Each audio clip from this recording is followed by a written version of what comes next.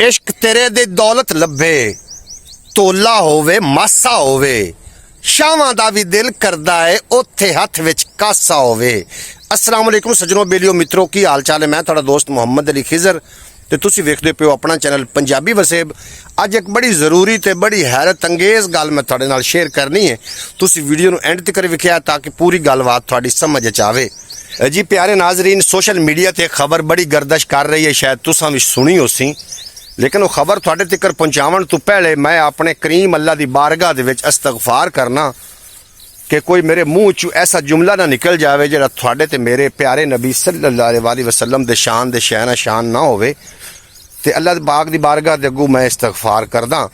खबर इस तरीके चल रही है कि फ्रांस के जिहड़े साइंसदान ने उन्होंने दावा किया है कि जिहड़ा असीं बोलते हैं साडे मूँह चो जिहड़ियां आवाज़ां निकलदियां ये ख़त्म नहीं होंदियां, बल्कि ये खैला दे विच जाके मधम हो जांदियां ते रहिंदियां मौजूद ही हैं।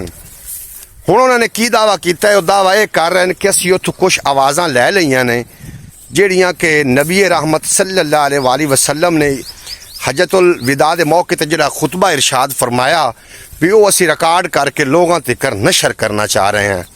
एक गल दा जनाब ख्याल रवे, ये फ्रांस वो ही मुल्क है जिन्हें सरकार दो आलम नूरे मुजस्सम सल्लल्लाहु अलैहि वसल्लम दे खाके बनाए हैं और गुस्ताखी करते रहे और कुरान पाक नूं भी इन्होंने जलाया। ये वही फ्रांस मुल्क है।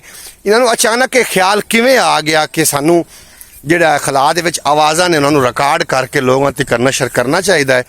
वो भी अल्लाह करीम दे बरगज़ीदा नबी आखिरी ज़मान नबी खातमुन नबीयीन उन्होंने आवाज़ हजतुल विदा दे मौके ते जिहड़ा खुतबा इरशाद फरमाया गया उन्होंने रिकॉर्ड करके क्यों नशर करना चाह रहे हैं।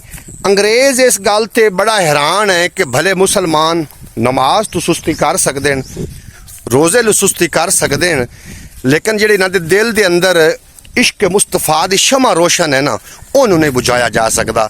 तो हो सकता है कि कोई इन्होंने इस तरीके का हथ कंडा करने की कोशिश की है कि सानू इस तरीके का कोई नवा फितना जिहड़ा है वो सानू सिर च आउणा चाहिए है। अगर ये आवाज़ां रिकॉर्ड करूँ भी हन तो अपने दादे की कर लवें ना, पड़दादियां की कर लवें ना, या जिहड़े उन्हां दे वडेरे हैं उन्हां दियां भी तो आवाज़ां रिकॉर्ड कर सकते हैं। हुण ये नवे फितने ने जन्म लैना है, लिहाजा अगर किसी के सामने इस तरीके की कोई खबर पहुँचे तो अपने ईमान ते मजबूत रहे है। ये सारे दज्जाल के जिहड़े रस्ते ने ना वो हमवार हो रहे हैं। मैं बाकी की गलबात ही तुहाडे नाल शेयर करदा, वीडियो नूं स्किप ना करिया। कोई बाईद नहीं कि हो सकता है कि जिहड़ा कुफार है वो जनाब किसी की आवाज़ नूं डिक्लेयर कर देवन कि नबी रहमत सल्लल्लाहु अलैहि वसल्लम की नऊज़ बिल्ला आवाज़ है तो असीं जनाब उन्होंने मान जाइए। इस तरीके का कोई भी मामला नहीं होना। बाकी जनाब कुछ ऐसे चंद जाहिल मौलवी हैं जिन्होंने इस गल उत्ते एतराफ़ कर देना है कि नबी रहमत सल्लल्लाहु अलैहि वसल्लम की आवाज़ है, क्योंकि उन्होंने ये ड्यूटी सौंपी गई है कि तुसी अल्लाह के वलियां दे उत्ते भौंकना है तो जनाब झूठी खबर नूं दलीलां ते दलाइल दे के जनाब वो तुसा पेश करनी है। एक मौलवी मेरे सामने गुजरिया तो कहता भी बाबे तो शायद कोई नहीं, हालांकि उस जाहिल नूं इतना नहीं पता कि जो पैड़ा इंसान बनया, जो बाबा आदम अलैहिस्सलाम दा जो पुतला तैयार बुत तैयार होया तो उदों एक इन्हां दा वड्डा हा इन्हां दा पीरो मुर्शिद आ उस भी गल की है या अल्लाह तू ही है, बाकी ये बाबे तो शायद कोई नहीं। तो अल्लाह पाक अल्लाह इन्हां दा तौक गाले च पा के ते जन्नत चों कट दिता गया। इस वास्ते जनाब अपने आप दे ईमान नूं मजबूत रखना है। अगर कोई इहो जी खबर तुहाडे सामने आउंदी है तो उन्हें जरूर रिपोर्ट करना है। अल्लाह पाक तुहाडे ते मेरे ईमान दा भला करे।